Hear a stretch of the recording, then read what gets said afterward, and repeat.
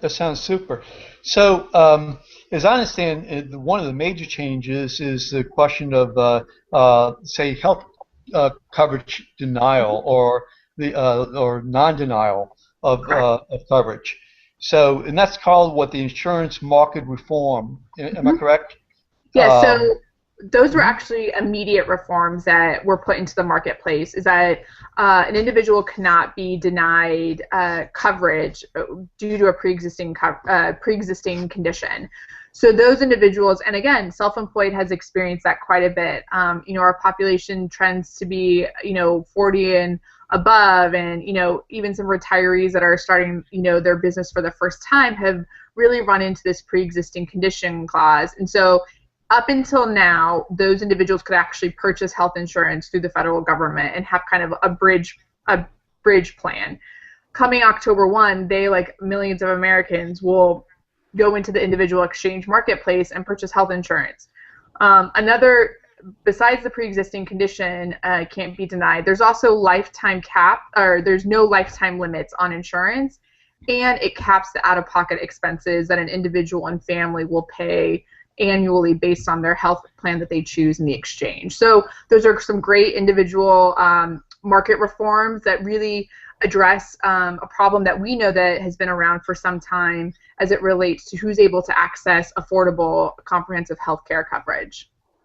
Now you talked about some people who might be retired and just starting, say, a business or around retirement time, and I'm just wondering, you also have this the interface of Medicare. Yes, yeah. So how does that come into play? As I understand, that's totally separate. So what we have been told, and unfortunately I have not seen the platform demoed fully, but from our friends at HHS and the Small Business Administration, when you go to healthcare.gov on October 1 to start shopping for health insurance, there's going to be a few immediate screening questions. Number one, they're going to ask where you live, because depending on where you live, you are either under the federally facilitated umbrella or your state. There are 14 of them who are operating fully on their own. You'll be directed to the appropriate portal, as they're calling it. So you'll go, if you're from California, you'll go to the Coverage California site. If you're in Texas, you're going to go to the federal exchange. So that's the first screening question you'll get asked. The second, they're going to ask some basic questions. What is your age? What is your household income? Are you a veteran? And those questions will be able to screen if you are eligible for any other federal programs, if it's Medicaid, Medicare, if it's any VA benefits, so that as you work through the application and process for ensuring you are meeting the individual mandate, it will actually kind of like put it all together in a package. Okay, well, you are over 65, I believe, is the Medicaid age. Okay, so you're eligible for Medicaid. This is how it will impact how much you're spending or the coverage that you receive. So, knock on wood, in theory, that's how it's supposed to work. And it's, and for some cases, there are people, most likely families who have children that probably are eligible for, if it's SCHIP, which is, a children's health plan that helps subsidize for low-income wage earners. So this is going to be an interesting tool to see. People are going to maybe realize that they've been eligible far sooner for some of these additional benefits. I just received an email. I think it was from the HS that said that you can actually begin to sign up now, Mhm. at least put your information up now, but not necessarily, I mean, certainly not Enroll, yeah. look for different exchanges. But you can at least Correct. put your information up now.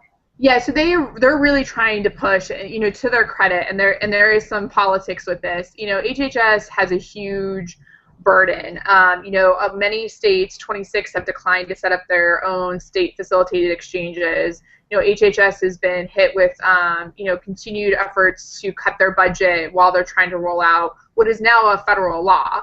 And so yesterday's email is really trying to encourage people to go ahead, become educated, minus the pricing, and kind of start that application process. It's more so that they can build out their numbers, figure out, what states are going to be, it's all data, like, are Sure. they not getting enough stuff from Indiana? Are they, so it's just really a hope to get more people educated and in the system before October 1 when they officially can start enrolling and looking at those costs. So, to their credit, they are trying to reach as many people as possible and try to get them in the door kind of already. Well, that's now in terms of another change for the self-employed, Mhm. as I understand it, is and I'm reading here is this is actually from your organization, or National Association for Self-Employed. This is I guess PDF Yes. that y'all sent out. And what's the name of this brief? So this is our Affordable Care Act in brief. So it's a quick 2-page summary of some of the questions that the self-employed have been asking us, and some more information about, where we kind of fall on some of the issues, the good, the bad, the ugly. Like, we want to be as Sure, transparent as everyone. And this. Laws are made. They're not necessarily perfect. And so we wanted to highlight, these are your new kind of rights under the Affordable Care Act. This is what you should be preparing for come October 1. And then this is what we're continuing to do to make the law better. As right now, we take the stance that this is law, and there's always the opportunities to improve upon it. sure, The sure. other big thing that we point out in our in brief document is talking about premium assistance and how that is going to play into purchasing health insurance. So the second page of that document has a scale or has a visual that shows about, if you're a family of 1 to I think 9 is on the document, how much that based on your household income, how much assistance you'll be able to receive to purchase your healthcare products come October 1.